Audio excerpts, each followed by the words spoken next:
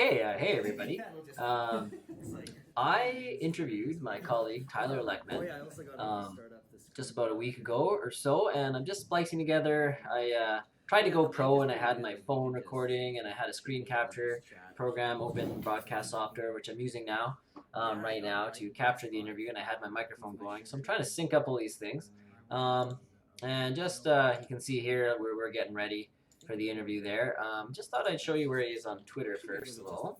So it's here he is at Tyler_JL. And oh, good, he is following me. He's been doing a lot of interesting things with Twitter and Instagram in his English classes. Been teaching a couple years more than me, so he's well into his first decade now of teaching. And basically, I sat down with him, talked about how he used Twitter in his class, things he was doing with Instagram around Shakespeare and things like that. I found it really interesting. So, whoopsie daisy. Where'd that recording go? I will go ahead and I'll let that take over. I'm interviewing Mr. Leckman, Tyler Leckman. Hi. Yeah, and so we're just gonna chat about what you do on social media in your classroom because I know that you do a lot of interesting things. So yeah, take it away. What do you do with Twitter? All right. One of the things that I like to do with Twitter is a visual literacy exercise I do with my grade 9s. It's called the Best Word Challenge. So let's go to it.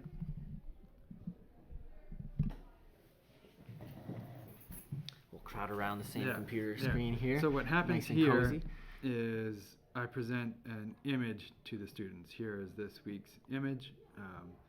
You'll notice that if you mouse over it, I put the source where it comes from, and I get the students to come up with one word that they think captures a deeper meaning contained with the image, a commentary it makes on our society, a metaphor it represents, some sort of way to look at it deeper, look at the information that's in there. Yeah, I saw this, I think it was a few weeks ago I saw it came across my Twitter, and I really liked it, and then I was looking, I'm like, oh, it's Tyler. I'm like, of course. So then, and you also give the option to add a word if the word that you're looking for or that you think it is isn't there, right? Yeah, for the people that vote, there's an option here. So if we scroll down here, we have all my students' votes, the words that they came up with. Right. Each word also has to be explained. They write a few sentences and tell me why, and justify their choices. And I mark that. I mark how well that they can justify and pull out elements that show where their idea comes from. Yeah. But other people vote on their words to see what's best, and then those voters also have an option to pick a word that they think that they would have put if they were doing this thing. Yeah. And then I share those with my class to show them what other people are thinking as well. Do you get a lot of people like just on the internet doing it, like besides your students? Do you occasionally get some answers from? I get some. My reach is not incredibly broad. Yeah. If you would look, it's getting bigger every day, though. Getting a little bit bigger. Yeah. This one has already been liked by 2 separate people, so that kind of spreads it around. And you're doing that on a weekly basis? Every week. Every week, yeah. And I noticed you're using Google Forms for the survey. Yeah, I use which is really handy. Then if I'm logged in, I can see all the responses all in one spot. It kind of keeps them all together, which is nice. And I've got it varies week to week. Sometimes some university students at BU, pre-service teachers will vote from their Internet for Educators course, or I know a lot of my family votes a lot. I post it up on Facebook as well. And I've noticed it on Twitter. I've been more active on Twitter lately. I think, have you gone through Twitter yet and just started following like anybody who has anything education in their description or whatever, and just hitting follow and seeing if you get followed back? Oh, no, I haven't done that. Yeah. I follow a fair bit, but I also like to know that when I log on, what I'm looking at is going to be good quality stuff. Good. So I don't do everybody. I have a kind of a look at what they both first. Okay, yeah. So there's some criteria. Last night I did a Sask Ed chat as part of one of my classes, and it was really good. And then I started like opening up like everybody's profile and just like kind of scrolling through, and if I liked it, I would click follow. Another thing is I like looked at how many like followers they had. So like some of these people would be like 1,000 or 2,000, 3,000. I'd be like, okay, I might just blind follow you. People seem to get it. Yeah, people seem to like you, and like I can clearly see like you were taking part in the ed chat. Yeah. So you must be a pretty good educator, you know, like if you're gonna take wanting to be better at least. Yeah, at least wanting to be better. So we're all in the same place. That's a good way to put it. You're wanting to be better. What do you have next? I know you do some stuff with Shakespeare on Twitter, or is that the Instagram stuff? I do Instagram with Shakespeare, which is unfortunately blocked at our school. Unfortunately blocked. So we'll have to get some screenshots or something of that. But I can describe it. What they do is they basically retell the story through Instagram. So they're taking pictures from a certain perspective. One of the main characters, say Romeo and Juliet. Yeah. And then they retell the story as teens would tell their own stories now. Right? They live their lives and share their lives through that media. So I'm just asking them to say, like, these are kids too, right? How would they tell their stories? And it lets them, for a final project, have some element of mastery, right? The text and the content is really hard in Shakespeare, so I like to put it into something they're really familiar with and know well, to test to see how well it has actually transferred out of the play in the old language into their heads.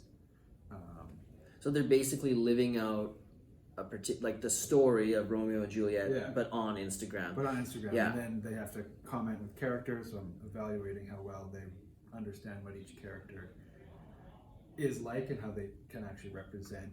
Like a few characters are like always cracking jokes and pretty sexually explicit. Do they? How do you deal with that? It's Shakespeare. It is what it is. Yeah, it's all for learning. Yeah. But do they kind of capture the naughtiness of those characters and their comments and the way they interact, or versus the people who are reserved and don't say much? Right? Is there a noticeable difference between how they talk and comment on it? Yeah. Now I've seen some of the pictures. Like I've seen like on your last presentation at the Tin Night, and like the students even take a lot of time like taking some fairly artistic pictures. I mean, I would say, because I'm not like a guru or anything. Yeah, they do a pretty good job. You can tell they definitely really like they buy into that. Like, let's put this on Instagram and kind of live out the story of Romeo and Juliet. It's been good. Like every once in a while, like you hear like people whisper certain things, and quite often in an English class, they're forced to be there, and it makes my heart happy when they say like, I might actually like to do this. Yeah. Whisper it. That's how you know you got him hooked. Yeah. Yeah. And how long have you been doing? How long have you been experimenting with social media in your classroom? Since I was started student teaching in 2011. Yeah. So you got a solid 9-10 years. I started doing that project, like a Shakespeare project like that, but with Facebook when it was a thing. Right. And like, they had to fill out. They'd tell the story and status updates, and they'd have sidebars of the games that this person would play and that sort of thing, and then like. So they were making like a Facebook profile for the characters. And for the main character, they did that with Macbeth, and then like nobody uses that anymore.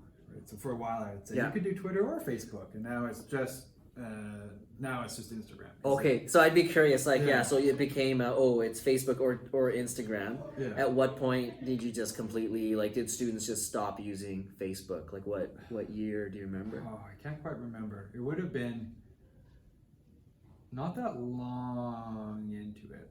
I started teaching math in 2013? Okay. And I maybe only did like the Facebook once, and I've kind of done Instagram since then. Yeah. Instagram also is like functionally easier, right, in terms of like all the things you have to put together, right? And I always give them an option. You can do it for real if you have unlimited data. I don't want them to have to pay to do an assignment. That's another thing we got to talk about is in our division, Instagram is blocked. Right. So is Twitter for students, right? It's not Twitter's not blocked for teachers, but Twitter, Instagram, basically all social media is blocked for students. So they're on their own data.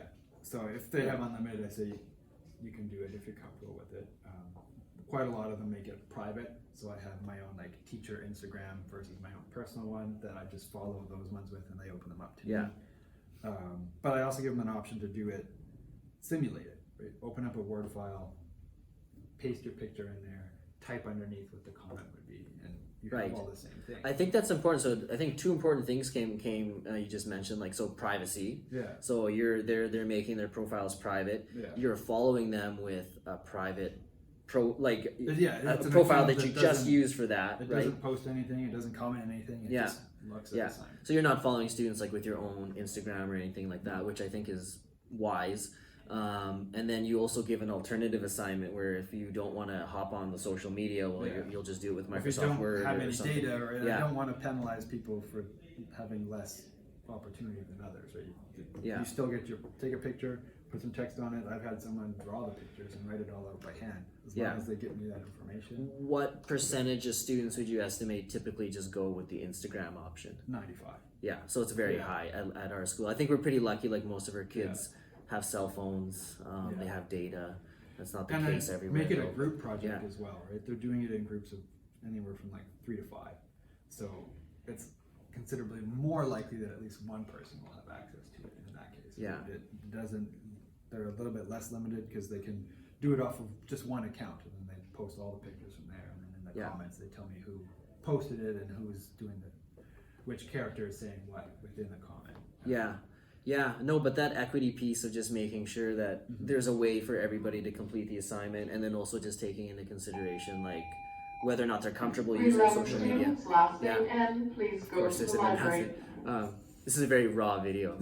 I like this. It's just like we're just chatting.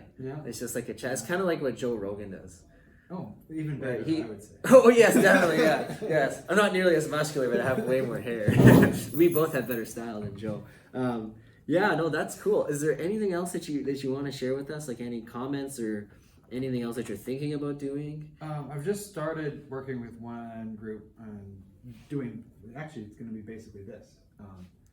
They have to just do sit-down interviews as characters in a book, kind of analyzing the end events of the book. So we see one perspective. It's a book that has multiple perspectives. I love this, like a reality show kind of thing. It's almost, a dystopia where this one group of kids end up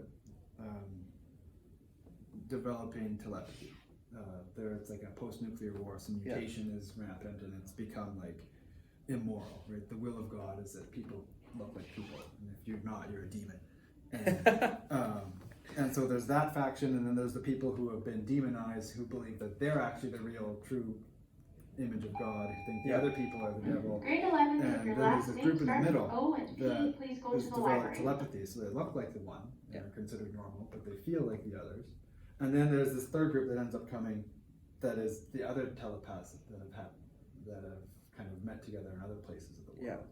And so there's all these different perspectives on life in this society, but we only hear, because it's a single viewpoint book, the one perspective on the ending.